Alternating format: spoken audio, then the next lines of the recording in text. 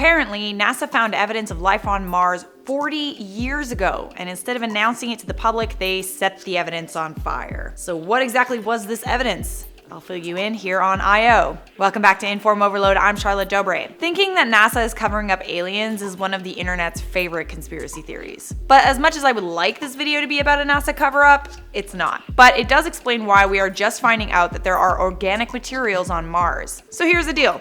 Back in the 1970s, NASA sent the Viking 1 and Viking 2 landers to Mars. The Viking 1 and Viking 2 were supposed to scan the surface of Mars for signs of organic material that could prove that it was once a habitable planet. Both the Viking landers spent 10 years on the surface of Mars and found nothing, which doesn't make sense. The surface of Mars is being pelted with carbon-rich meteorites all the time, and recently Curiosity rover did confirm the presence of organic molecules on Mars. So why didn't the Viking landers? Could it be that NASA hid the information from the public over fears that releasing the information would cause mass hysteria? Well, actually, the real reason is a lot dumber than that. According to a paper published in the Journal of Geophysical Research, the organic molecules were on Mars, but the Viking landers set it on fire. When the landers were analyzing the soil on Mars, they heated up the samples to a maximum temperature of 932 degrees Fahrenheit, or 500 degrees Celsius.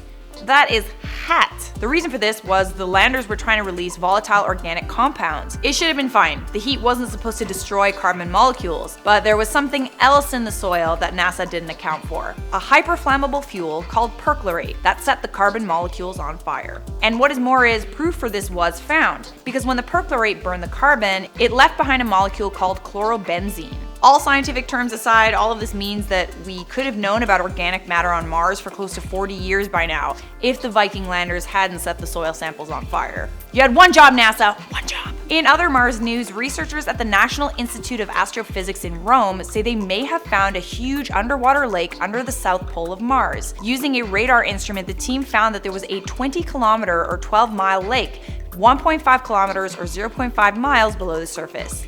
This is huge. Potentially, there is liquid water on the surface of Mars that could end up being a habitat for life. There are subglacial lakes on the surface of Earth where life does exist.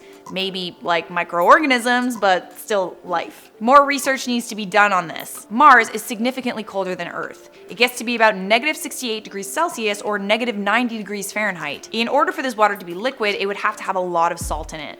But still, exciting news, right guys? I wonder if I can get NASA to bring me back like a micro alien so I can keep it like on a tank by my bed.